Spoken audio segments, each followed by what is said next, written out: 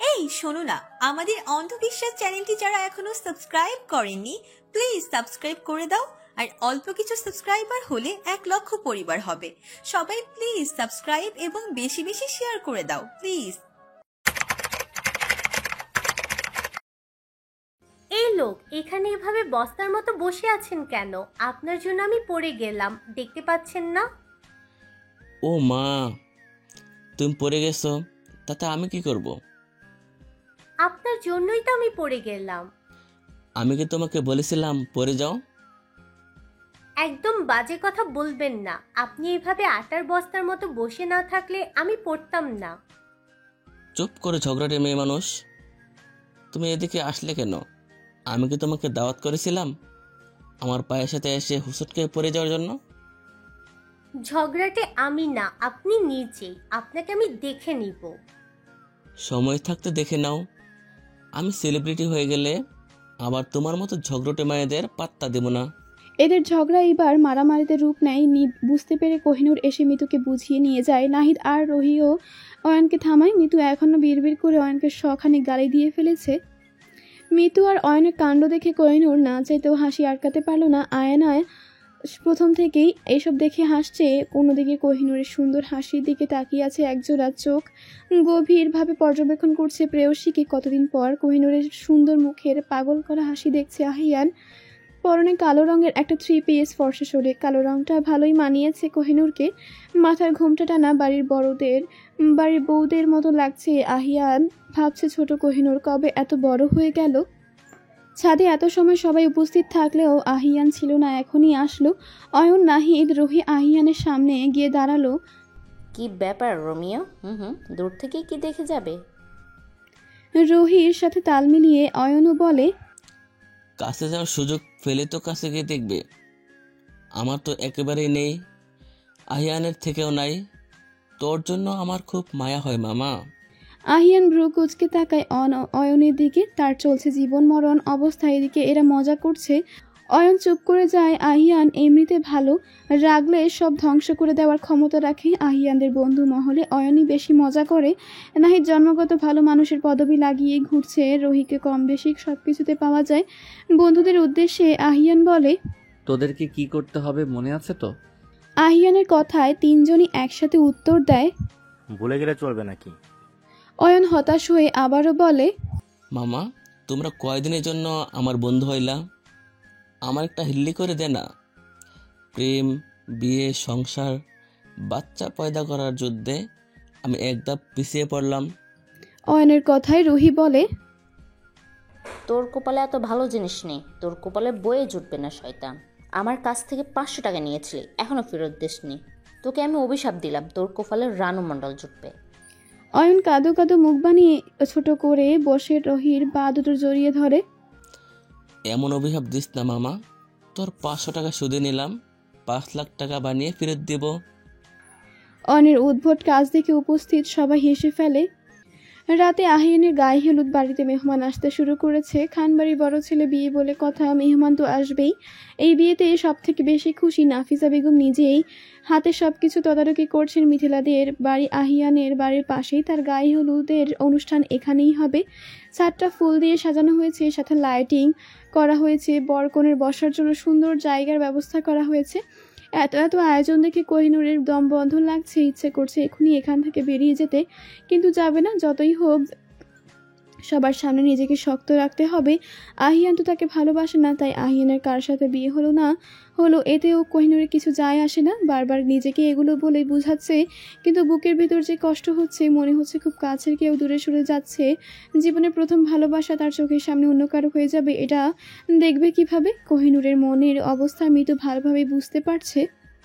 কোহিন, তোর যদি এখানে ভালো না লাগে তাহলে আমরা চলে যাব।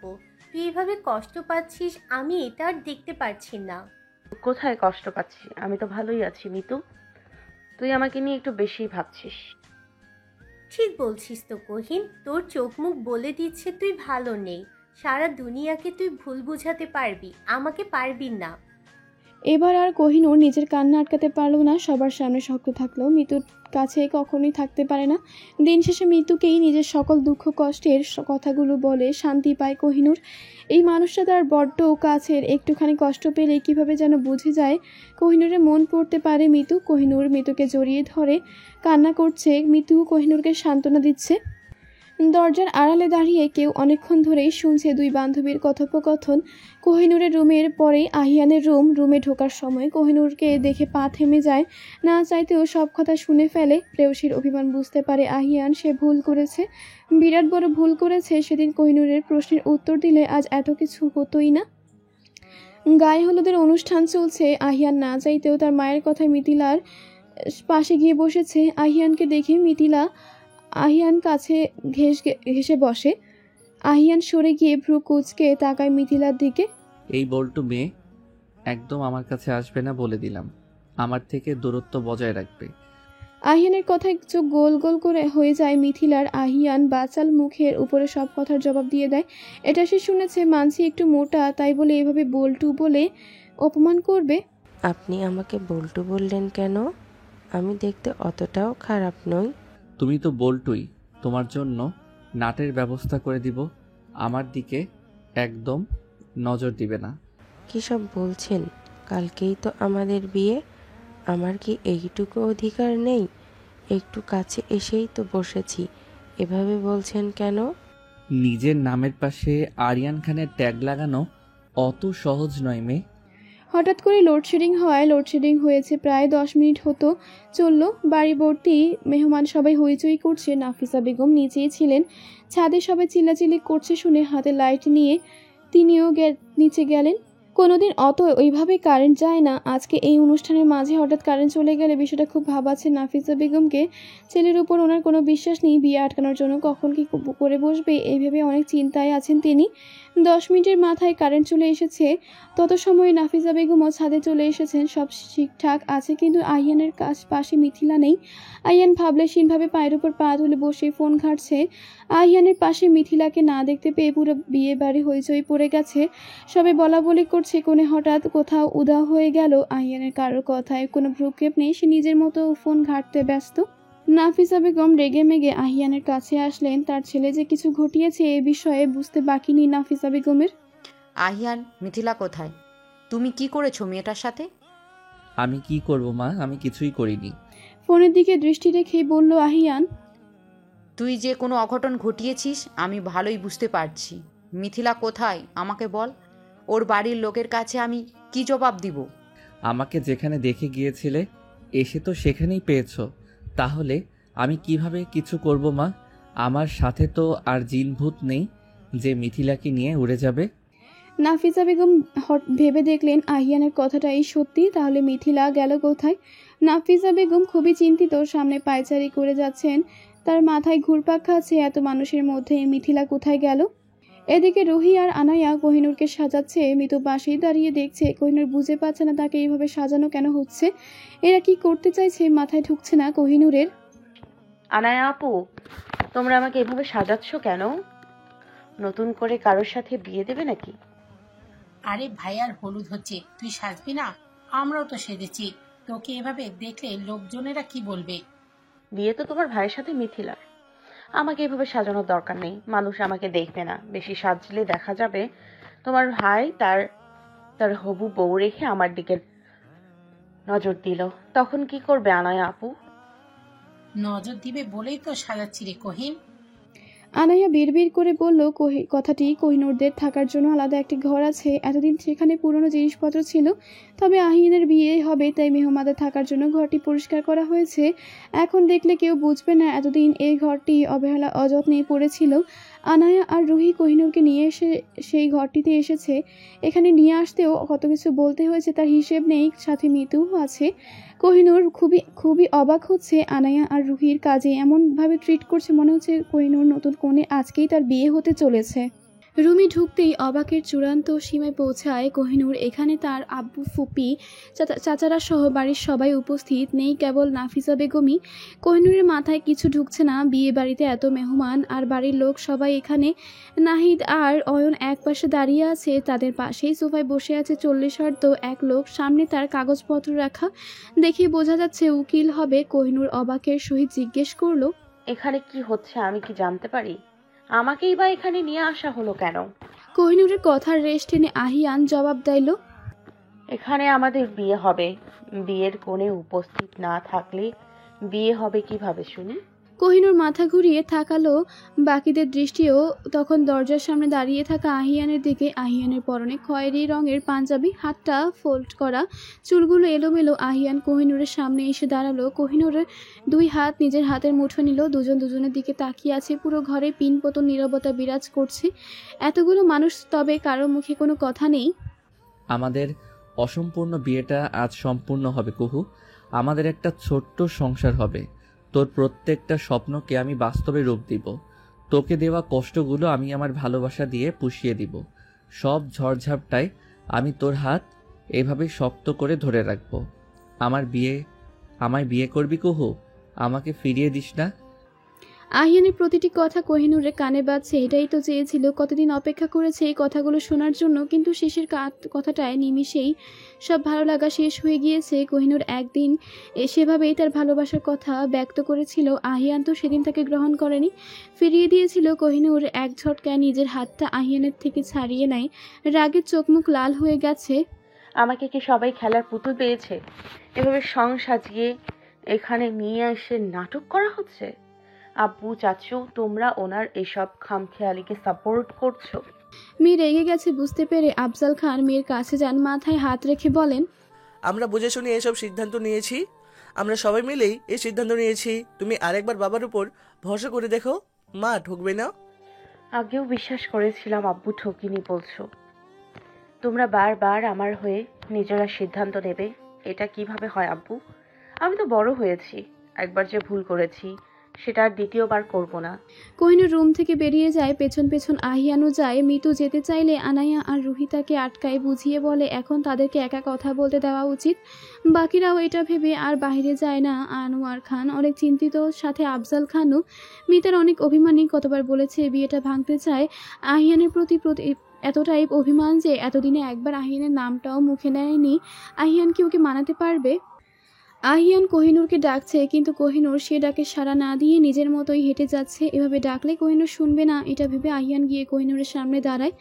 আজকেও ভার্সিটির সামনের ঘটনাটা পুনরাবৃত্তি হলো। কোহিনূর করে যেতে নিলেই আহিয়ান কোহিনূরকে ধরে ফেলে, মিশিয়ে নেয় নিজের প্রশস্ত বুকের সাথে। কোহিনূর এক মুহূর্ত দেরি না করে দূরে সরে যায় আহিয়ানের থেকে। এমনিতেই রেগে আছে, তার মধ্যে আবার এসব রক্তচক্ষু নিয়ে তাকায় আহিয়ানের দিকে। বারবার এমন ভাবে সামনে চলে আসেন কেন? চোখে দেখতে পান না নাকি? ইচ্ছে করেই এমন করেন? তুই বারবার আমার থেকে এভাবে পালিয়ে যাস কেন? আহিয়ানের কথা যেন হাসি পেল কোহিনূরের। ফালিয়ে তো আপনি গিয়েছিলেন আহিয়ান ভাইয়া, আমাকে ফিরিয়ে দিয়েছিলেন। এতগুলো বছরে একবারও আমার খোঁজ নিয়েছেন? কোহিনূর নামে কেউ আপনার জীবনে আছে? এটা কি আদৌ আপনার জীবনে আছে? এটাও কি আপনার মনে ছিল? আপনাকে ভালোবেসে একবার কাছে টেনে দেখতেন। আমি সারাটা জীবন আপনার জন্য অপেক্ষা করে যেতাম। এই কথাগুলো মনে মনে বলেও মুখে বলেনি কোহিনূর। নিজের শক্ত খোলস ছেড়ে এত সহজে বেরোবে না সে। কোহিনূর চলে যাওয়ার জন্য পা বাড়ায়। কিছু দূর যেতেই আহিয়ানের কথায় পা থেমে যায় তার। ঘুরে তাকায় আহিয়ানের দিকে। কাউকে মন থেকে ভালোবাসলে তার জন্য অপেক্ষা করতে হয় কুহু। অনিশ্চিত অপেক্ষার কি কোনো মানে আছে আহিয়ান ভাই? এত তাড়াতাড়ি ভুলে গেলে কিভাবে? ভুলিনি তো। মনেও তো রাখিসনি।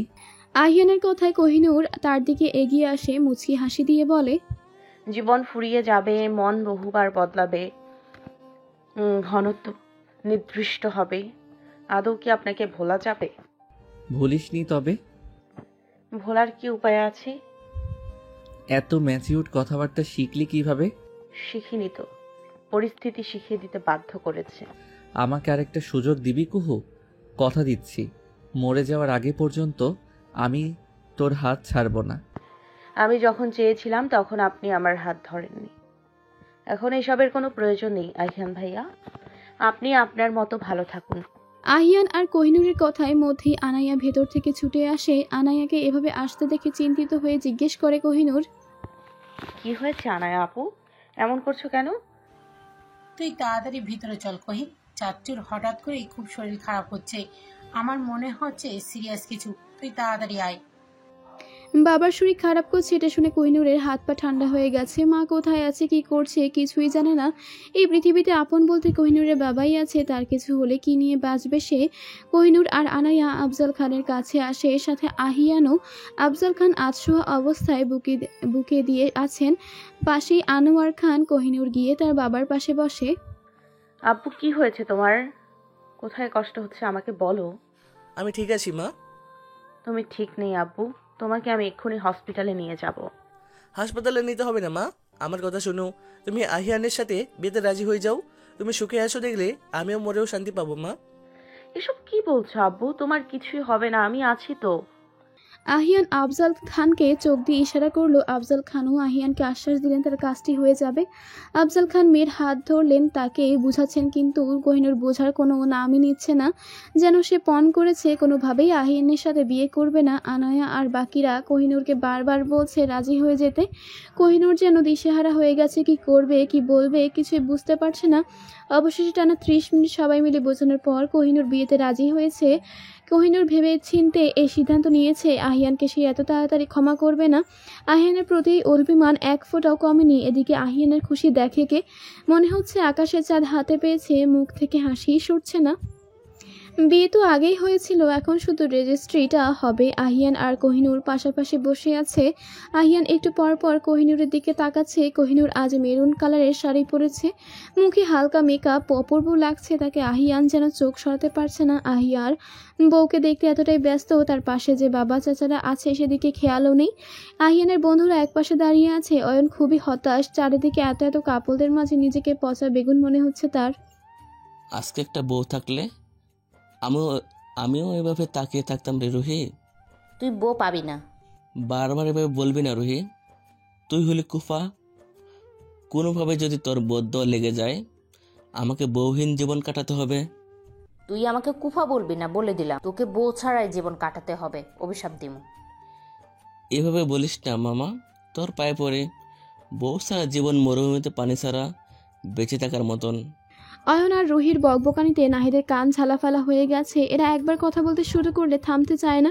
নাহিদ অয়ন আর রুহিকে কথা বন্ধ করতে বলে বিরক্তি নিয়ে অন্যদিকে তাকায়। নাহিদের দিকে আনায়া আগে থেকেই তাকিয়েছিল। নাহিদ তাকাতেই দুজনে চোখাচোখি হয়ে যায়। নাহিদ চোখ নামিয়ে নেয়। একটু পরে আবারও তাকলে দেখতে পায় আনায়া আগের মতোই তাকিয়ে আছে নাহিদের দিকে।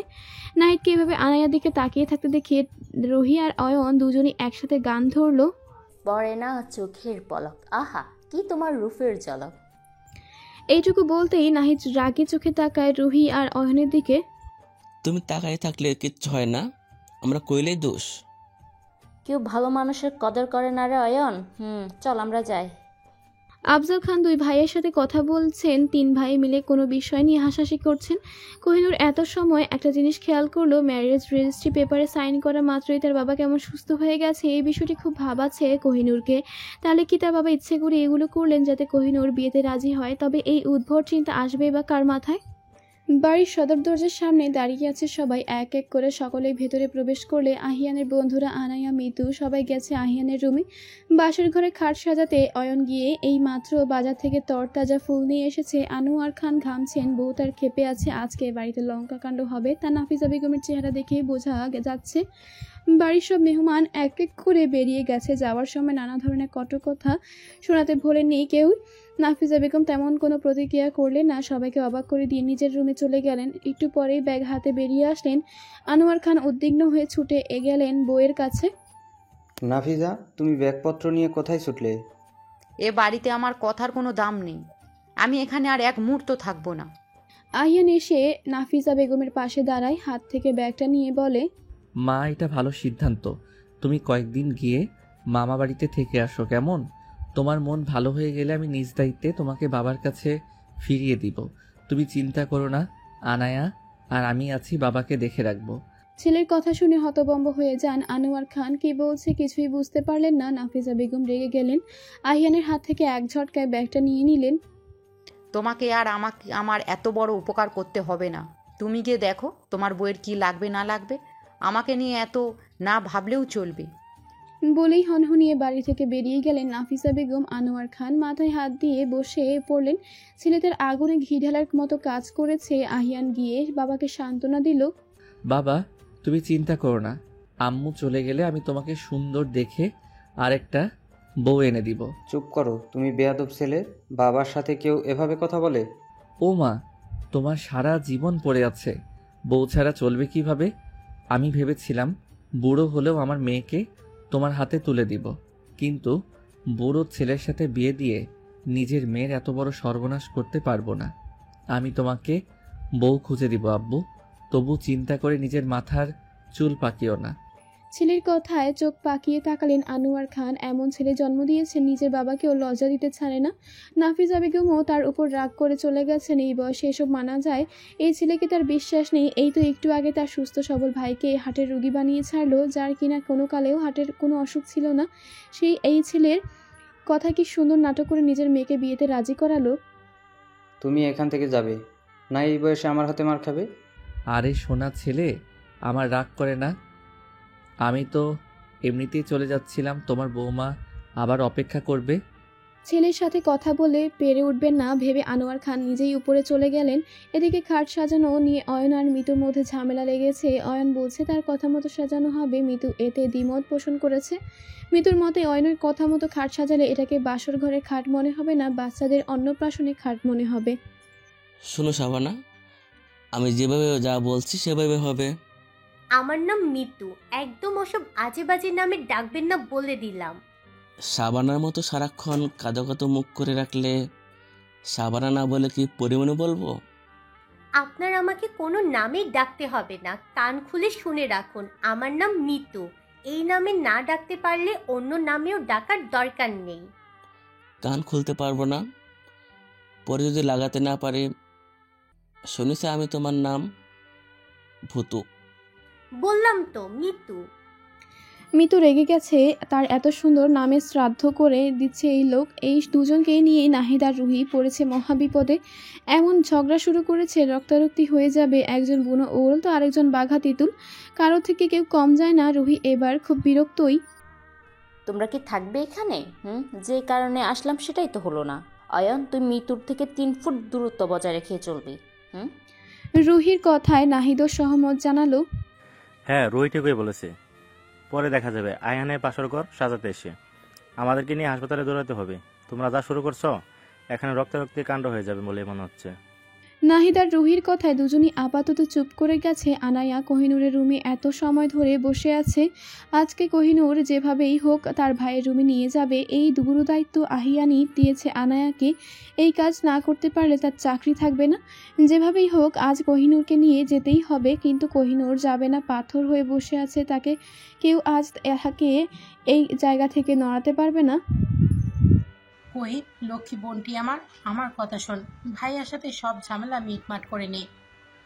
পারবো না আনায়া আপু, তোমরা আমাকে এত সময় পুতুলের মতো নাচিয়েছো, যা বলেছো তাই করেছি। এখন আর পারবো না, দয়া করে আর কিছু করতে বলো না। তোমাকে বারবার না করতে আমার খারাপ লাগে। আর কোনোদিন কিছু বলবো না, এবারের মতো চলে আয়। গেলে কি হবে শুনি? কিছুই হবে না, এটাই নিয়ম। নতুন বউ স্বামীর ঘরে না থাকলে এতে খারাপ হয়। বিয়ে তো আর আজকে হয়নি আনায়া আপু, আর এসব অযৌক্তিক কথা তুমি আমাকে নিয়ে যাওয়ার জন্য বলছো, এটা আমি ভালো করেই জানি। কোহিন, এমন করিস কেন বলতো? তুই আমার সাথে এখন ভাইয়ার রুমে না গেলে আমি আর কখনোই তোর সাথে কথা বলবো না, বলে দিলাম। আমি যাব না আনায়া আপু, তুমি চলে যাও। আমাকে তুই নিজের বোন ভাবলে এভাবে বলতে পারতিস কোহিন। কোহিনুর নিজের অজান্তেই আনায়াকে কষ্ট দিয়ে ফেলেছে, এটা ভেবে খুবই খারাপ লাগছে তার। আনায়া তার নিজের বোনের থেকে কম কিসের? ঠিক আছে আনায়া আপু, আমি যাচ্ছি, তুমি কষ্ট পেও না। কোহিনুর যেতে রাজি হয়েছে, এতে আনায়া মহা খুশি। ইচ্ছে করেই কোহিনুরকে এভাবে বলেছে, না হলে যে মেয়ে সারাদিন এভাবে এখানে বসে থাকতো। আনায়া কোহিনুরকে একটা সাদা জামদানি শাড়ি পরিয়েছে। শাড়িটা আহিয়ানি আনায়াকে দিয়েছিল কোহিনুরকে পরানোর জন্য। বারবার এইভাবে সাজগোজ করতে কোহিনুরের খুব বিরক্ত লাগছে, কিন্তু আনায়াকে কিছু বলাও যাবে না, বললেই সে এক বুক কষ্ট নিয়ে কান্না করে দেবে। কোহিনূরকে নিয়ে আনায়া আহিনের রুমে আসে। আহিয়ানের বন্ধুরা আর মিতু সেখানেই ছিল। সবাই মিলে গল্প শুরু করে দিয়েছে। এদিকে মিতুর সাথে অয়নের সবকিছুতে একটা না একটা ঝামেলা লেগে যায়। আহিয়ান এতক্ষণ হলো দরজার সামনে দাঁড়িয়ে আছে, এদের যাওয়ার কোনো নাম নেই। না, আর এভাবে দাঁড়িয়ে থাকলে চলবে না, এদেরকে না তাড়ালে সারা রাত এখানে দাঁড়িয়ে থাকতে হবে। তোমরা কি আজকে এই রুমে থাকবে বলে ঠিক করেছো? আহিয়ানের কথায় অয়ন আর রুহি হেসে উত্তর দিল, হ্যাঁ, থাকলে মন্দ হয় না। আমরা তো এটাই ভেবেছিলাম, তবে সাহস করে বলতে পারছিলাম না। তুই যখন বলে দিয়েছিস আমরা আজকে এখানেই থাকবো। আজকে জম বাবা যে আসলো এখান থেকে আমাদেরকে ছাড়াতে পারবে না। এদেরকে ভালোভাবে বুঝিয়ে লাভ নেই। আহিয়ান নাহিদকে চোখ দিয়ে ইশারা দিল। নাহিদ একমাত্র ভালো মানুষ। নাহিদ বুঝতে পারে আহিয়ান কি বলতে চাইছে। নাহিদ অনেক কষ্ট করে সব কয়টাকে রুম থেকে বের করেছে। কোহিনূর ফুল দিয়ে সাজানো বিছানার মধ্যে বসে আছে। আহিয়ান একটু একটু করে এগিয়ে কোহিনূরের কাছে যায়। তখনই চোখ যায় জানালা লাগানো বড় পর্দার কাছে দুটো পা দেখা যাচ্ছে। এই পা দুটো যে অয়নের, এতে কোনো সন্দেহ নেই আহিয়ানের। আহিয়ান ভ্রু কুঁচকে তাকিয়ে আছে সেদিকে। অয়ন ধরা পড়ে গেছে বুঝতে পেরে নিজে থেকেই বেরিয়ে আসে। এভাবে রাক্ষসের মতো তাকিয়ে আছিস কেন? আমি তো তোকে অল দ্য বেস্ট জানাতে এসেছিলাম। জানানো হয়ে গেছে, এবার যেতে পারিস। হ্যাঁ হ্যাঁ, যাচ্ছি। তুই দরজাটা বন্ধ করতে ভুলিস না যেন, আমি আবার ফুলের গন্ধে চলে আসতে পারি। অয়ন চলে গেলে আহিয়ান দরজাটা বন্ধ করে কোহিনূরের কাছে আসে। সাদা জামদানি শাড়িতে কোহিনূরকে সদ্য ফোটা ফুলের মতোই লাগছে। আহিয়ান কোহিনূরের প্রতি অতি নিকটে এসে নিষ্প্রভ কণ্ঠে বলে, কুহু, তোকে আজ সদ্য ফুটে ওঠা স্নিগ্ধ সাদা গোলাপের মতো লাগছে। আহিয়ান হাত বাড়িয়ে কোহিনূরের গাল স্পর্শ করতে যায়। কোহিনূর এক ঝটকায় আহিয়ানের হাত সরিয়ে দেয়। সেই ফুলের সুবাস আপনাকে নিতে হবে না, একদম আমার কাছে আসার চেষ্টা করবেন না। আপনি গিয়ে সোফায় ঘুমাবেন। বলে বিছানা থেকে একটা বালিশ নিয়ে ছুঁড়ে মারে আহিয়ানের দিকে। আহিয়ানের মুখটা তখন দেখার মতো ছিল। এত কাঠখড় পুড়িয়ে বিয়ে করলো, এখন কিনা বউ রেখে সোফায় ঘুমাতে হবে, এটা কি মানা যায়? এমন করিস না বউ, আল্লাহ তোকে পাপ দিবেন। এতে যদি আল্লাহ পাপ দেন তাই সই, তবু আপনার সাথে এক বিছানায় ঘুমাবো না। আপনি সোফায় ঘুমাবেন, না হলে আমি এক্ষুনি এই রুম থেকে বেরিয়ে যাব। ঠিক আছে, ঠিক আছে, যেতে হবে না, আমি সোফাতেই ঘুমাচ্ছি। আহিয়ান গিয়ে সোফায় শুয়ে পড়লেও এত বড় শরীর নিয়ে এই ছোট সোফায় ঘুমাতে খুবই অস্বস্তি হচ্ছে। কিন্তু কিছু করার নেই। একটু পরপর এমনভাবে দীর্ঘশ্বাস ছাড়ছে, মনে হচ্ছে বুকের ভেতর তার জমানো কত কষ্ট। কিছু সময় পরপর চিল্লিয়ে চিল্লিয়ে এক একটা কথা বলে নিজের মনের দুঃখ প্রকাশ করছে। ভেবেছিলাম বিয়ে করে দিনরাত শুধু বউয়ের চুমু খাবো, নাতিপতির মুখ দেখে শেষ নিঃশ্বাস ত্যাগ করব। তা আর হলো না। যে অবস্থা, বাচ্চা কাচ্চার মুখ দেখতে পারবো কি না সন্দেহ। আহিয়ানের বকবকানিতে কোহিনূরের কানের পর্দা পেটে যাওয়ার উপক্রম। এত জোরে মানুষ কথা বলে বিছানায় ঘুমোতে দেয়নি বলে কি প্রতিশোধ নিচ্ছে? কোহিনূর বিছানা থেকে উঠে ছাদে যাওয়ার উদ্দেশ্যে পা বাড়ায়। এই আত পাগলের সাথে থাকলে সে নিজেও পাগল হবে, তার থেকে বরং আকাশের তারা গোনা ভালো। দরজা খুলতেই চোখ দুটো গোল গোল হয়ে যায় কোহিনূরের।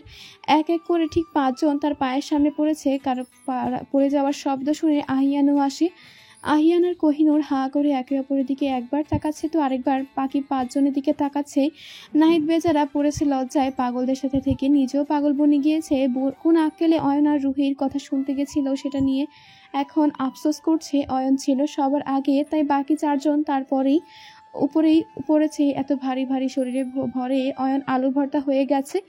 আহিয়ান প্রচণ্ড রেগে গেছে, বউ তাকে পাত্তা দিল না, এদিকে এরা তার পিছু ছাড়ছে না।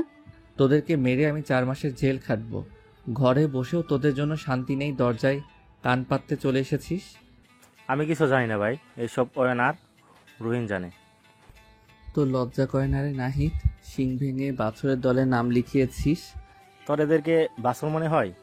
আহিয়ান একবার ধরলে মেরে তক্তা বানিয়ে দেবে এই ভেবে অয়ন আর রুহি দিয়েছে এক দৌড়। তাদেরকে আর পায়কে আনায়া আর মিতু মাথা নিচু করে চলে গেছে। এদের পাল্লায় পড়ে ভালো মানুষ নাহিদ ভুল করে এসব করে ফেলেছে। আহিয়ান আর কোহিনূরকে সরি বলে সেও এখান থেকে চলে যায়।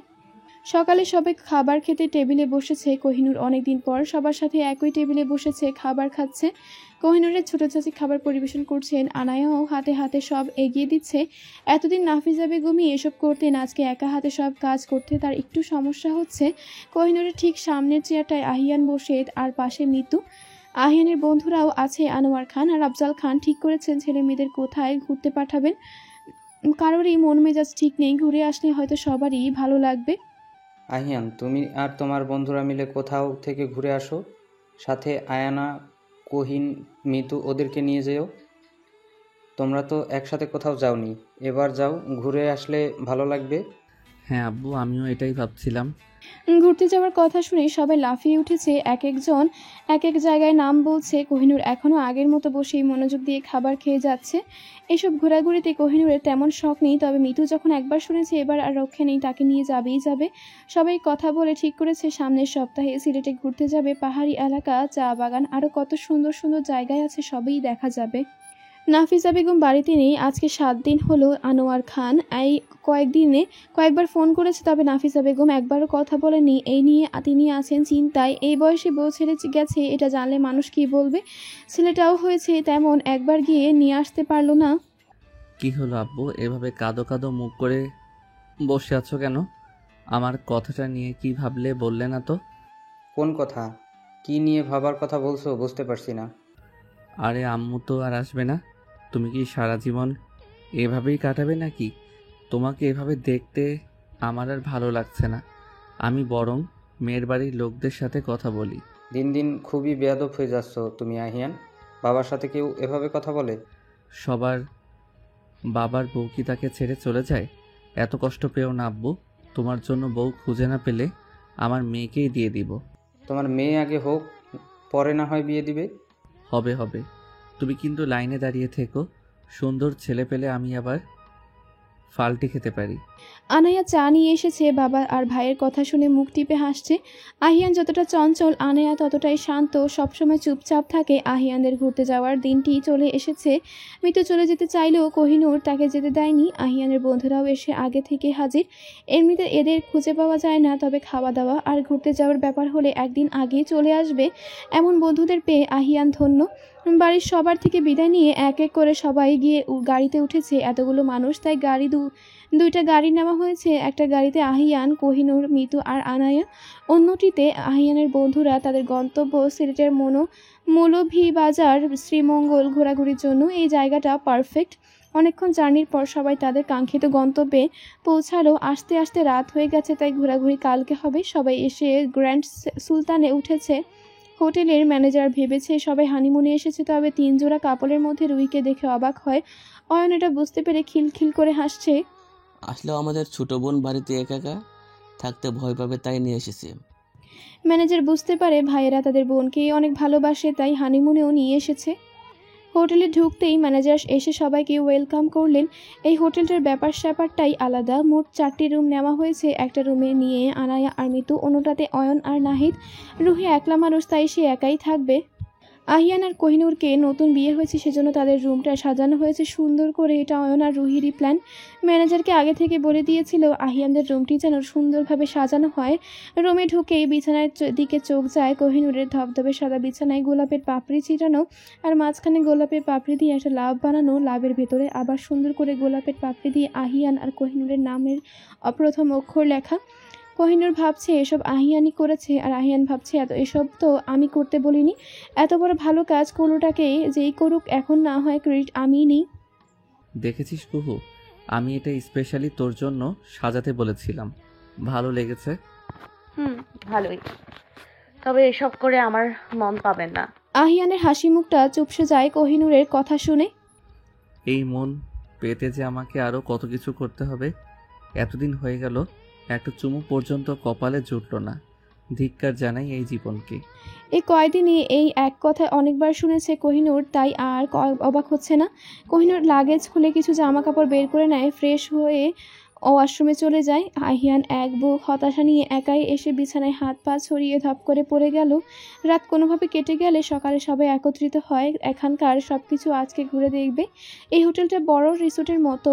হোটেলের ভেতরে সব ব্যবস্থাই আছে, swimming pool, kids zone, gym centre, পাহাড়ি ফুলের গাছ সহ আরও অনেক কিছু।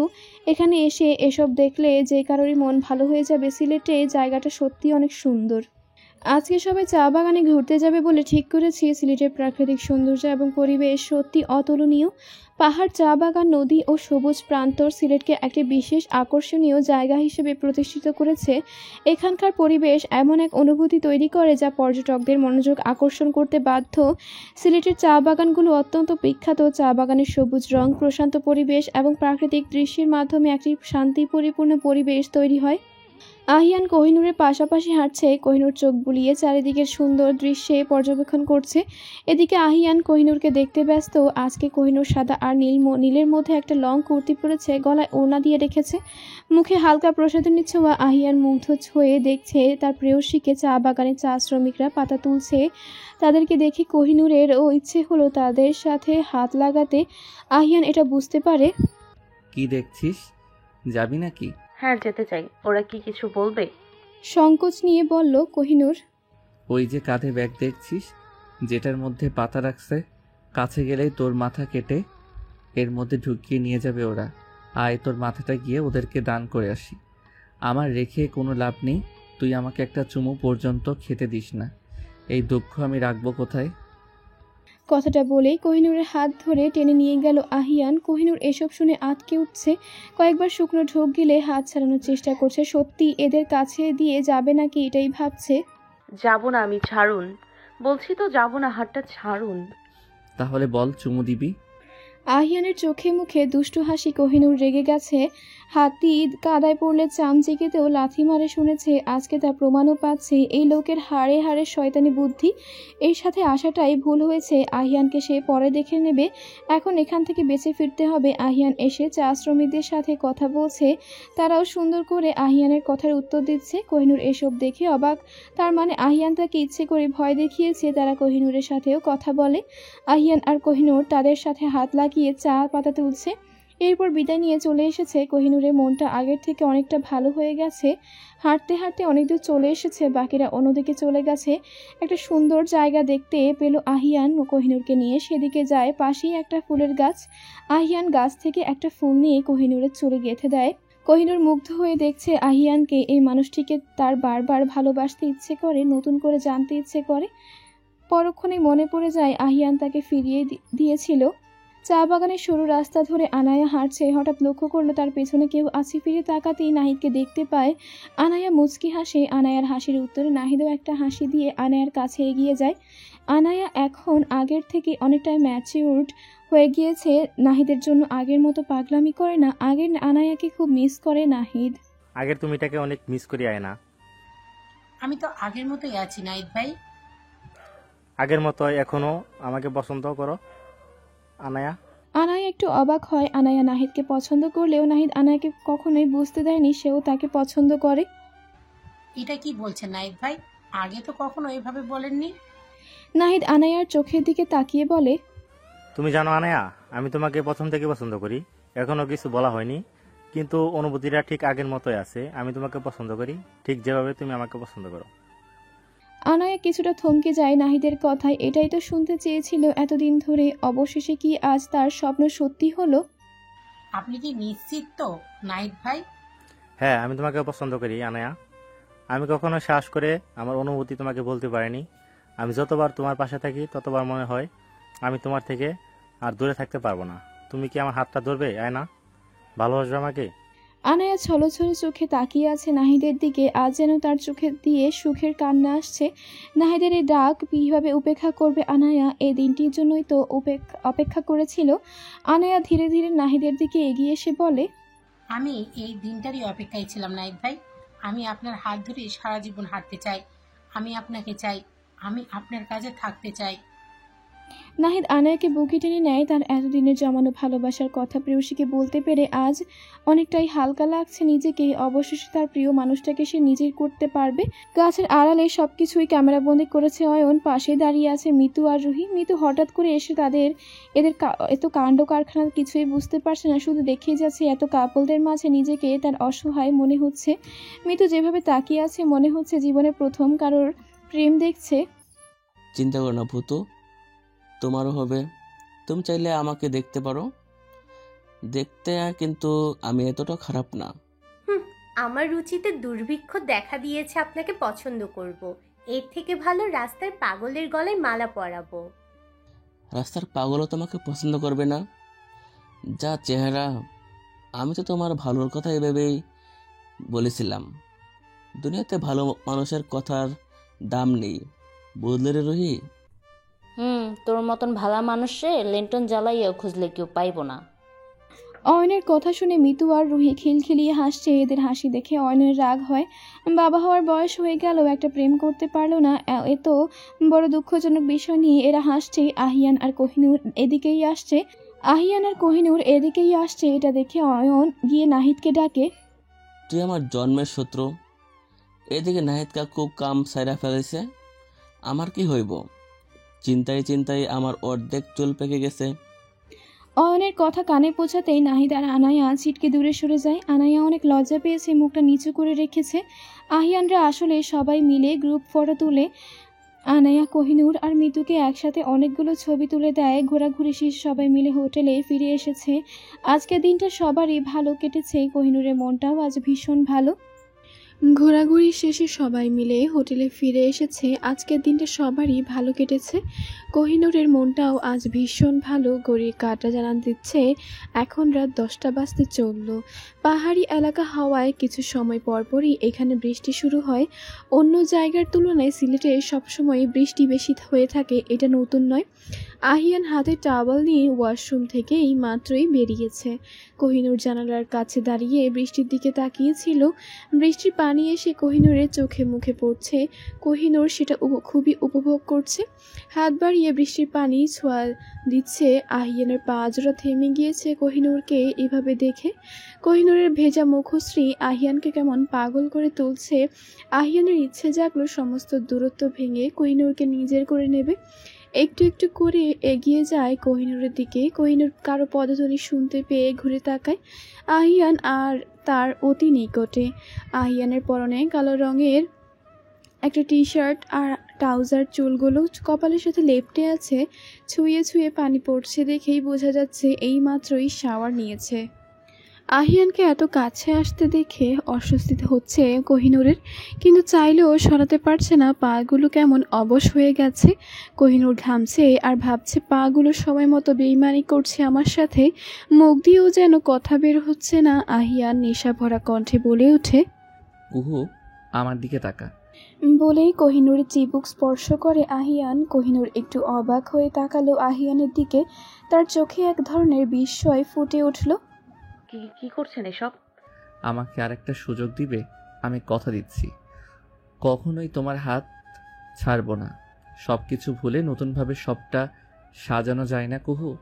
তোমার হাতগুলো আমায় ধরতে দিবে সারা জীবনের জন্য? আহিয়ানের মুখে তুমি সম্বোধনটা কোহিনূরের ভালো লাগছে। এত কাছে আসায় শরীরে কম্পন ধরিয়ে দিচ্ছে। এক অদ্ভুত শিহরণ বয়ে যাচ্ছে পুরো শরীরে। কিন্তু কোহিনূর এত সহজে ভাঙবে না। কোহিনূর সরে যেতে চায়। আহিয়ান কোহিনূরের হাত ধরে ফেলে, টেনে নিয়ে আসে নিজের কাছে। আবারও বলে, প্লিজ কুহু, একটাবার আমাকে বিশ্বাস করে দেখো। আমি বুঝতে পারছি আমি ভুল করেছি, কিন্তু আমি কখনোই তোমাকে কষ্ট দিতে চাইনি। সেদিন আমি তোমাকে ফিরিয়ে দেইনি। আমার মনের না বলা কথাগুলো জানলে তুমি বুঝতে আমি তোমাকে কতটা চাই, কতটা ভালোবাসি। কোহিনূর চুপ করে আছে, আহিয়ানের দিকে তাকিয়ে মনোযোগ দিয়ে তার কথা শুনছে। এমনটা কেন হচ্ছে সে নিজেও জানে না। কেন পারছে না আহিয়ানকে দূরে সরিয়ে দিতে। চোখের দিকে তাকিয়ে কি মনের কথা বোঝা যায় না কুহু? তুমি কি আমার চোখে তোমার জন্য ভালোবাসা দেখতে পাও না? একবার তাকিয়ে দেখো, আমি ভালোবাসি তোমাকে। কোহিনূর কিছুক্ষণ চুপ করে থেকে তার চোখের দিকে তাকালো। কোহিনূর যেন দ্বিধায় পড়েছে। আগের আহিয়ানের সাথে এই আহিয়ানের কোনো মিল খুঁজে পাচ্ছে না। কোহিনূরের বারবার মনে হচ্ছে আহিয়ানের বলা কথাগুলো কি সত্যি? সত্যি কি আহিয়ান তাকে ভালোবাসে? আহিয়ান কোহিনূরের আরও কাছে আসলো আর হাতটা কোহিনূরের হাতের মধ্যে রাখলো। স্নিগ্ধভাবে বলল, কুহু, আমাদের মধ্যে যে তুমুল ঝড়ও এসেছে, তারপরেও আমার চোখের ভাষা কখনো মিথ্যে বলেনি। আমি যে তোমাকে গভীরভাবে ভালোবাসি সেটা শুধু শব্দে নয়, চোখে চোখে অনুভব করতে পারো। একবার চোখ বন্ধ করো আর অনুভব করো তোমার পাশে আমি আছি আজীবন। আর কি করলে তুমি বুঝবে আমি তোমাকে ভালোবাসি? কোহিনূর মুচকি হাসলো, তবে কোনো উত্তর দিল না। তার চোখে মুখে সে পুরনো ক্ষোভ বা দূরত্ব ছিল না। আহিয়ানের প্রতি সকল অভিমানেরা পাহাড় যেন ধসে পড়ছে এই কিছুটা সময়। কোহিনূর নিজেও বুঝতে পারছে না হঠাৎ তার এমন হচ্ছে কেন। আহিয়ানের প্রতি জমানো এতদিনের রাগ কিছু মুহূর্তেই শেষ হয়ে গেল কিভাবে। কোহিনূরের বিশ্বাস হচ্ছে না এগুলো কি সত্যিই। তার চোখের জল আর বাদ বাঁধছে না। হঠাৎ করেই ফুপিয়ে কান্না করে দিল কোহিনূর। হঠাৎ করে এরকম কান্নার কারণ সে নিজেও জানে না। প্রেয়সীর কান্নার আওয়াজে বুকের ভেতরটায় চিনচিন ব্যথা করছে আহিয়ানের। আহিয়ান তার শক্ত বাহু ধরে আগলে নিল প্রেয়সীকে, আলগোছে বুকের মাঝে চেপে ধরল কোহিনূরের মাথাটা। কোহিনূরও আহিয়ানের বুকে মাথা রেখে নীরবে চোখের অশ্রু বিসর্জন দিতে লাগলো। এতদিনের জমানো সব রাগ, অভিমান, হাজারো অভিযোগ সব আজ একসঙ্গে ঝরে পড়ল। বাহিরে তখন ঝুম বৃষ্টি, পাহাড়ি অঞ্চলের শান্ত পরিবেশ। বৃষ্টির শব্দ যেন তাদের মধ্যে জমে থাকা দূরত্বটুকু ভাঙার আহ্বান জানাচ্ছিল। আহিয়ান তার দু হাতের আজলায় কোহিনূরের ছোট্ট মুখশ্রী তুলে নিজের সামনে আনে। কান্না করতে করতে চোখগুলো কেমন ফুলে গেছে, গোলাপের পাপড়ির মতো সুন্দর ঠোঁটগুলো তীর তীর করে কাঁপছে। কোহিনূরের গোলাপি অধর জোড়া আহিয়ান খুব করে টানছে। আহিয়ান একটু একটু করে এগিয়ে যাচ্ছে কোহিনূরের দিকে। আমরা কিছু দেখিনি। রুহি আর অয়নের চিৎকারে বিরক্তি নিয়ে তাকালো আহিয়ান। কোহিনূর মুহূর্তের ব্যবধানে আহিয়ানের থেকে 5 হাত দূরে সরে গেছে। মুখে তার লজ্জারা ভিড় করেছে, মাথা নিচু করে মেঝের দিকে তাকিয়ে আছে। এখান থেকে বেরোনোর পথও পাচ্ছে না। রুহি আর অয়ন এসেছিল আহিয়ানদের ডাকতে। তারা এসেছে আর আহিয়ানের রোম্যান্সে বাধা দেবে না, এটা কখনো হয়। অয়নের মুখে দুষ্টু হাসি। রুহি তার চোখগুলো হাত দিয়ে ঢেকে রেখেছে। আহিয়ান খুবই বিরক্ত হয়। এত কষ্ট করে বউকে বুলিয়ে ভালিয়ে একটা চুমু খেতে যাচ্ছিল, তাও এদের সহ্য হলো না। কিছুই তো করিনি, কি দেখবি? তোদের জ্বালায় কি আমি বনবাসে গিয়েও শান্তি পাবো না? আসার আর সময় পেলি না তোরা? ঠান্ডার মাঝে বনবাসে গেলে তোর শীত লাগবে, মশা কামড়াবে। আমরা বরং তোর পিছু পিছু মশা মারার কয়েল নিয়ে যাই। তুই চিন্তা করিস না। বদমাইশ ছেলে পেলে, তোদের জীবনে বিয়ে হবে না। বিয়ে হলেও বাচ্চা হবে না। বাচ্চা হলে সেই বাচ্চা তোদেরকে ঘুমাতে দেবে না, হাগু মুতু করে শরীর ভেজাবে। এত রাতে তোদের ঘুম নেই কেন শকুনের দল? এত বড় অভিশাপ দিস না ভাই, আমি এমনিতেই বউ খুঁজে পাচ্ছি না। এমন হলে করলাম জুস খেয়ে সুইসাইড করতে হবে। করল্লার জুস খেলে তুই মরবি না? বিষ খাবিস? বিষ আমি খেয়ে দেখেছি, মিঠা লাগে। এটা খেলে কেউ মরে না। আহিয়ান হতাশ। এদের সাথে কথা বলা মানেই সময় নষ্ট করা। আহিয়ান বেচারা কপাল চাপড়াচ্ছে। কত বড় সুযোগটা পেয়েছিল। সবাই মিলে ঠিক করেছে আজকে সারা রাত না ঘুমিয়ে আড্ডা দেবে। এর জন্যই মূলত এত রাতে কোহিনূরদের নিয়ে এসেছে রুহি আর অয়ন। এক একজন এক এক রকমের কথা বলছে, বাকিরা সেই কথা শুনে হাসছে। আড্ডাটা বেশ জমিয়ে উঠেছে। আজকের রাতটা এইভাবেই চলে যায়। কথা ছিল 2 দিন ঘোরাঘুরি করে বাড়ি ফিরে যাবে, কিন্তু অতিরিক্ত বৃষ্টির কারণে তা আর হলো না। আহিয়ানরা ঘুরতে এসেছে আজ 3 দিন হলো। বৃষ্টিটা কমলে কালকেই বাড়ি ফেরার প্ল্যান আছে তাদের। মৃত রুহিকে খুঁজতে তার রুমে যায়, কিন্তু বিছানার ওপর ছেলেদের জামা কাপড় দেখে খুবই অবাক হয়। তাহলে কি সে ভুল রুমে চলে এসেছে? ঘুরে তাকাতেই মুখটা অটোমেটিক্যালি হা হয়ে যায় মিতুর। অয়ন মাথা মুছতে মুছতে ওয়াশরুম থেকে বেরিয়েছে, পরনে শুধু একটা টাওয়াল ব্যতীত আর কিছু নেই। অয়নের তখন চোখে পড়ে মিতুর দিকে। দুজনেই চিৎকার দিয়ে ওঠে। নাহিদ বাইরে ফোনে কথা বলছিল। রুহি সবে মাত্র তার রুম থেকে বেরিয়েছিল। মিতু আর অয়নের গগন কাঁপানো চিৎকারে ছুটে আসে নাহিদ আর রুহি। ওমা, মনে হচ্ছে আপনি মেয়ে মানুষ। আমি আপনার স্ত্রীলতাহানি করেছি। এমন ভাব করার কি আছে? আমি কিছুই দেখিনি। তুমি কি কিছু দেখতে চাইছিলে ভূতু? ছি, লাজ লজ্জা নেই, কিসব কথাবার্তা। আমাকে একদম ভূতু বলে ডাকবেন না। বলেই ভেঙচি কেটে চলে গেল মিতু। মিতু বেরিয়ে যায় রুম থেকে। যাওয়ার আগেই নিজেই নিজেকে শখানেক বকুনি দিয়েছে। কত বড় কাণ্ড জ্ঞানহীনের মতো কাজ করেছে সে। রুহির রুম ভেবে অয়নের রুমে ঢুকে পড়েছে। রুহি আর নাহিদ এসব দেখে খিলখিল করে হাসছে। আজকে আর কেউ আড্ডা দেয়নি, যে যার মতো খেয়ে দিয়ে রুমে চলে এসেছে। এদিকে আনায়া নাহিদের সাথে ফোনে কথা বলেই যাচ্ছে। মিতু খুব বিরক্ত হচ্ছে, কিছু বলতেও পারবে না। এই বুঝি সিঙ্গেলদের জ্বালা, নিজের প্রেম করে না, অন্যদের প্রেম দেখতেও পারে না। কোহিনূরের নতুন বিয়ে হয়েছে, এখন ওকে বিরক্ত করবে না ভেবে আনায়ার সাথেই থেকে যায়। কোহিনূর কিছু ভাবছিল, দরজার ঠক ঠক শব্দে ধ্যান ভাঙে যায় তার। দেখতে পায় আহিয়ান এসেছে। আহিয়ানের পা থেকে মাথা পর্যন্ত একবার পরখ করে কোহিনূর। ফর্সা শরীরে সাদা শার্ট, কালো জিন্স প্যান্ট, এলোমেলো চুল, কি সুন্দর লাগছে আহিয়ানকে। কোহিনূর যেন চোখ সরাতে পারছে না। ছি, এভাবে দেখতে হয় নাকি? নিজেকে নিজে বেশরম উপাধিতে ভূষিত করছে। আবার আহিয়ানের হাতে একটা প্যাকেটটি এগিয়ে দিল কোহিনূরের দিকে। কোহিনূর কোনো প্রশ্ন ছাড়াই সেটা হাতে নিল। কি আছে এতে? খুলেই দেখ। প্যাকেটের ভেতরে একটি সুন্দর বক্স, তার মধ্যে রাখা ছোট্ট একটা ডায়মন্ড রিং। দেখে মনে হচ্ছে বেশ দামি। কোহিনূর অবাকের সহিত জিজ্ঞেস করে, এটা কি আমার? আমার কি আরো একটা বউ আছে যে তার জন্য নিয়ে আসবো? আরও একটা বউয়ের দরকার নাকি? দরকার থাকলেও সে স্বার্থ আপনার কখনোই পূরণ হবে না। একটা নিয়েই কত জ্বালায় আছি, আর একটা আনলে আমাকে পাবনার টিকিট কাটতে হবে। আহিয়ান কোহিনূরের হাত থেকে আংটি নিয়ে কোহিনূরের আঙ্গুলে পরিয়ে দিল। কোহিনূরের নরম হাত দুটো শক্ত করে ধরল। এই যে ধরলাম, আর কখনোই ছাড়বো না। আহিয়ানের কথায় কোহিনূর মুচকি হাসি, মাথা রাখে আহিয়ানের কাঁধে। আহিয়ান কোহিনূরের মাথা বিলি কেটে দেয়। এতদিনের ভুল বোঝাবুঝির আজ অবসান হলো, এই ভেবে আহিয়ান শান্তি পাচ্ছে। এতই যখন ভালোবাসেন সেদিন ফিরিয়ে দিয়েছিলেন কেন? আহিয়ানের হাত থেমে যায়, মাথা কিছুটা নিচু করে কোহিনূরের দিকে তাকায়। বুঝতে পারে কোহিনূরের অভিমান ভেঙেছে, তবে পুরোপুরি নয়। এতদিনের জমানো রাগ অভিমান যে এত সহজে শেষ হবে না, এটা আহিয়ান ভালো করেই জানে। তবে হালও ছাড়বে না, যতই ঝড় ঝাপটা আসুক কোহিনূরকে সে নিজের করেই নেবেই। ফিরিয়ে দেইনি কুহু, আমি তোর প্রশ্নের উত্তর রেখে গিয়েছিলাম, কিন্তু বউ আমার এতটাই অভিমানী, আমার রুমে গিয়ে সেটা দেখেনি পর্যন্ত।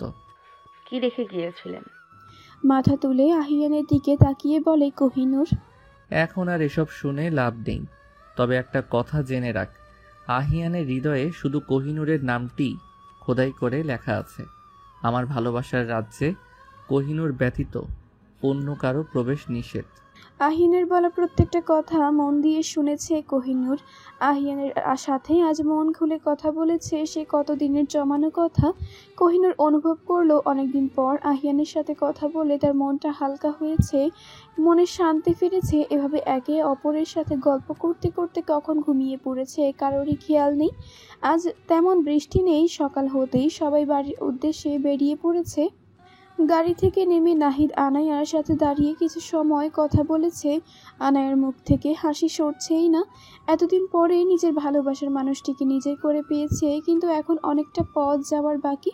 নাহিদ তাকে আশ্বাস দিয়েছে শেষ পর্যন্ত সাথে থাকবে, তাই আনায়া এ বিষয়ে তেমন ভাবছে না। আনায়া আর নাহিদকে দূর থেকে একজন ভালোভাবে লক্ষ্য করছে। নাফিসা বেগম নিজের রুমের জানালার কাছে দাঁড়িয়েছিলেন। সেখান থেকে বাড়ির মেইন গেটের সামনের সবকিছুই দেখা যায়। ভ্রু কুঁচকে রাগী চোখে তাকিয়ে আছেন নাফিসা বেগম। তাকে দেখে মনে হচ্ছে আনায়াকে নাহিদের সাথে দেখে তার খুব একটা ভালো লাগেনি। আহিয়ানরা যাওয়ার পরই নাফিসা বেগম ফিরে এসেছেন বললে ভুল হবে। তার ভাইয়ের বউরা মিলে বুঝিয়ে সুঝিয়ে তাকে নিয়ে এসেছেন। শেষ বয়সে এসে এইসব ঝামেলা করে বাড়ি ছাড়লে মানুষ খারাপ বলবে, তাই নাফিসা বেগমও তাদের কথা শুনে চলে এসেছেন। আহিয়ান, কোহিনূর, আনায়া যে যার রুমে চলে গিয়েছে। নাফিসা বেগম আনোয়ার খানের সাথে কথা বলছেন। তিনি ঠিক করেছেন তার ছোটবেলার বান্ধবীর ছেলের সাথে আনায়ার বিয়ে দেবেন। তাদের সাথে কথাও বলে নিয়েছেন। মেয়ের বাবা হিসেবে এখন শুধু আনোয়ার খানের সিদ্ধান্তটা জানতে চাইছেন। তুমি আমাকে না জানিয়ে তাদের কথা দিলে কিভাবে নাফিসা? তোমার খামখেয়ালিপনার জন্য আগেও একবার আমার মেয়েটা কষ্ট পেয়েছে, দ্বিতীয়বার আমি এমন কিছু হতে দিব না। আগেরবার বিয়েটা আমার জন্য ভাঙেনি, সেটা তুমি ভালো করেই জানো। যাদের জন্য আমার মেয়ের ক্ষতি হয়েছিল তাদেরকে তুমি ভালোই তোয়াজ করে চলছো। এদিকে আমি ভালো কথা বললেও আমার কথা কানে নিচ্ছ না। চুপ করো তুমি। সে আমার ভাইয়ের মেয়ে হয়, এখানে তার কোনো দোষ ছিল না। আমি এই তো কিছু জানতে চাই না। আমি এই মেয়েকে কখনোই ছেলের বউ হিসাবে মানব না। আমার মেয়ের বিয়েতে যদি কেউ বাধা দেয় তাহলে খুব একটা ভালো হবে না বলে দিচ্ছি। নাফিসা বেগমকে বোঝাতে পারবেন না এই ভেবে আনোয়ার খান রুম থেকে বেরিয়ে যান। এদিকে নাফিসা বেগমের মাথায় কি চলছে বোঝা মুশকিল। আহিয়ান লন্ডন থেকে যাওয়ার পূর্বে আনোয়ার খান তাকে শর্ত দিয়েছিল, তা এখন পূরণ করার সময় এসেছে। আহিয়ানদের ব্যবসার দিকটা তার বাবা চাচারাই সামলান, ইচ্ছে না থাকলেও তাদের পরে আহিয়ানকেই ব্যবসার সব দায়িত্ব নিতে হবে। অফিসে আজকে আহিয়ানের প্রথম দিন, তাই সকাল সকাল রেডি হয়ে বাবা চাচাদের সাথে অফিসে চলে গিয়েছে। অফিসে ঢুকতেই সকল কর্মচারীরা শুভেচ্ছা জানিয়েছে আহিয়ানকে। সকলের সুন্দর ব্যবহার দেখে মুগ্ধ আহিয়ান। বাবা চাচার মুখে যা শুনেছিল কিছু মিথ্যে নয় বুঝতে পারছে। অফিসে প্রথম দিন হওয়ায় আজকে সারাদিন আহিয়ানের অনেক ব্যস্ততায় কেটেছে। তার কাজ দেখে আনোয়ার খান অনেক খুশি। তার এইবার এইসব কাজের ঝামেলা থেকে বিদায় নেওয়ার সময় হয়েছে। 6টার দিকে বাসায় চলে এসেছে আহিয়ান। আসার সময় কোহিনূরের জন্য চকলেট আর ফুলের গাছ রাঁধতে ভুলেনি। কোহিনূর রুমে আসলে দেখতে পায় বিছানার উপর একটা চিরকুট রাখা, সাথে চকলেট আর ফুলের গাছরা। মুহূর্তেই মুখে হাসি ফুটে ওঠে। এই কয়দিনে আহিয়ানের সাথে তার সম্পর্কটা আগের থেকে অনেকটাই ভালো হয়ে গেছে। চিরকুটটি মেলে কোহিনূর। তোমার চোখের চাহনি, তোমার নীরব হাসি সবকিছুই আমার পৃথিবী নতুন করে সাজায়। প্রতিটি মুহূর্তে আমি তোমাকে অনুভব করি আমার হৃদয় হরণী। কোহিনূরের চোখে মুখে খুশি ঝিলিক ফুটে উঠে চিরকুটটি হাতে নিয়ে দাঁড়িয়ে আছে। যতদিন যাচ্ছে কোহিনূর অনুভব করতে পারছে আহিয়ানের প্রতি তার ভালোবাসাটা আরো গভীর হচ্ছে। আহিয়ান তত সময় ওয়াশরুম থেকে বেরিয়ে এসেছে। কোহিনূরকে দাঁড়িয়ে থাকতে দেখে পেছন থেকে গিয়ে জড়িয়ে ধরে। কোহিনূর পিছে তাকায়, ফুলের গাছটা আহিয়ানের সামনে ধরে, তার হাতটি বাড়িয়ে দেয়। আহিয়ান সেটা কোহিনূরের হাতে পরিয়ে দেয়। কোহিনূরের সুন্দর হাতে গভীর চুম্বন এঁকে দেয় আহিয়ান। আহিয়ানের ঠোঁটের উষ্ণ ছোঁয়ায় কেঁপে ওঠে কোহিনূর, লজ্জায় চোখ বন্ধ করে নেয়। কোহিনূরের এই অবস্থা দেখে আহিয়ান নীরবে হাসে। আজ শুক্রবার হওয়ায় সবাই বাড়িতেই ছিল। নাফিসা বেগম নিজ হাতে অনেক রান্নাবান্না করেছেন। আজ তিনি অনেক হাসি খুশি মেজাজেই আছেন। আহিয়ান আর আনায়া দুজনেই এটা দেখে অবাক। তাদের মায়ের মুখে হাসি মঙ্গল গ্রহে পানির সন্ধান পাওয়ার মতো। দুই ভাই বোন একটু পরপর একজন অন্যজনের দিকে তাকাচ্ছে। কাহিনীটা আসলে কি বোঝার চেষ্টা করছে দুজনেই। আচ্ছা আম্মু, তুমি আবার আমার জন্য বউ নিয়ে আসার কথা ভাবছো নাকি? ভুলেও এটা করতে যেও না। তুমি আমার বউয়ের পিছনে লাগলে আমি আব্বুকে আবার বিয়ে করাবো। ছেলের কথায় রেগে গেলেন নাফিসা বেগম। ভ্রু কুঁচকে তাকালেন আহিয়ানের দিকে। আমার খেয়ে কাজ নেই তোমার বইয়ের পিছনে লাগতে যাব? তোমাকে একটা কথা বলে রাখছি, নিজে যা ইচ্ছা করেছো আনার ব্যাপারে সব সিদ্ধান্ত আমি নেব, বাধা দিতে আসবে না। আনায়া পানি খাচ্ছিল। মায়ের কথায় নাকে মুখে পানি উঠে যায়, কাশতে শুরু করে। আনায়া ভাবছে মায়ের এত খুশির কারণ কি? তাহলে আমি মাকে নিজের ইচ্ছে পূরণের জন্য আমাকে বলির পাঠা বানাবে? এভাবে তোড়জোড় করার মানে বুঝতো অসম্ভব কিছু নয়। তত সময় বসার ঘরে সবাই এসে হাজির। কোহিনূর কিছুটা দূরে দাঁড়িয়ে আছে। কোনো কথা বললে যে নাফিসা বেগম তার মায়ের কথা বলে অপমান করতে ছাড়বেন না, এটা সে ভালোই জানে। আমি সবাইকে বলে দিচ্ছি, আজকে আনায়াকে ছেলেপক্ষ দেখতে আসবে। ভালো লাগলেই বিয়ের কথা পাকা করা হবে। মায়ের মুখে এমন কথা শুনে আনায়ার পুরো পৃথিবী ওলটপালট হয়ে গিয়েছে। বারবার নাহিদের মুখটা চোখের সামনে ভেসে উঠছে। আহিয়ান একবার বোনের দিকে তাকায়, তারপর মায়ের উদ্দেশ্যে বলে, আনায়া নাহিদকে পছন্দ করে আম্মু। নাহিদ যথেষ্ট ভালো ছেলে, ভালো চাকরি করে। আনায়া ওর কাছে ভালো থাকবে। আমি সময় করে এই বিষয়টা নিয়ে কথা বলতাম, তবে তুমি যা শুরু করেছো এখনই এসব বলতে হলো। আহিয়ানের মুখে এসব শুনে সবাই অবাক। নাহিদ ভালো ছেলে এই নিয়ে তাদের কোনো সন্দেহ নেই, তবে আনায়া নাহিদকে পছন্দ করে এই বিষয়ে কারোরই কোনো ধারণা ছিল না। আনায়া হা করে ভাইয়ের দিকে তাকিয়ে আছে। তার ভাই এসব বুঝলো কি করে এটা ভেবেই পাচ্ছে না। তবে আনায়া একটু হলেও আশার আলো দেখছে। তার ভাই যখন বলেছে এই বিয়েটা আটকাবেই, এদিকে নাফিসা বেগম রেগে আগুন। ছেলে মেয়ে কেউই তার কোনো কথা শুনছে না। তোমার কথাতেই সব হবে না আহিয়ান, তুমি নিজে ক্ষতি করেছো।